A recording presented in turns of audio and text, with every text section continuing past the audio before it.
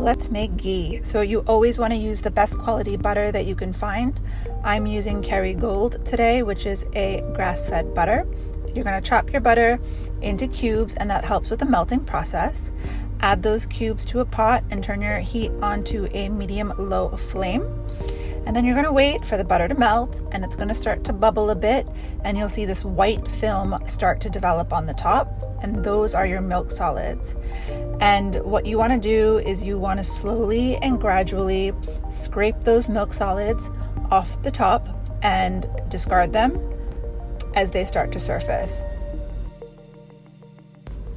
So I find this as quite a therapeutic process, but another method to making ghee is to let the butter just continue to cook until those milk solids just fall to the bottom of the pot. So in this method, you're scraping most of the milk solids off the top, which I find very gratifying, and you will still find some of the milk solids at the bottom of the pot when we drain out the ghee later.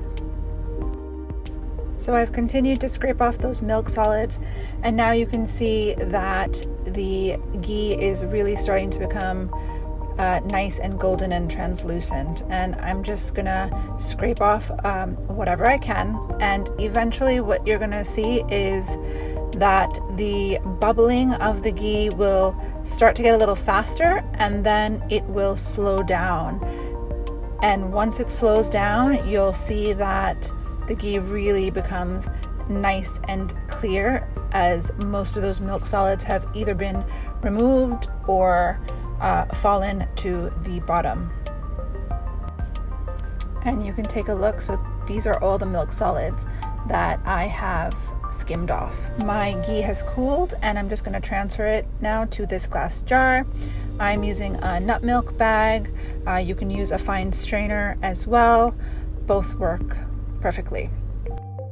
So now I'm going to carefully pour my ghee into my glass jar, and you can see there are still some milk solids that I didn't get to, and some that are stuck on the bottom of my pot. And the nut milk bag or your strainer is going to catch all of that so it doesn't end up in your ghee. Okay, so I'm now just going to carefully remove my nut milk bag, and there you have it, beautiful golden ghee.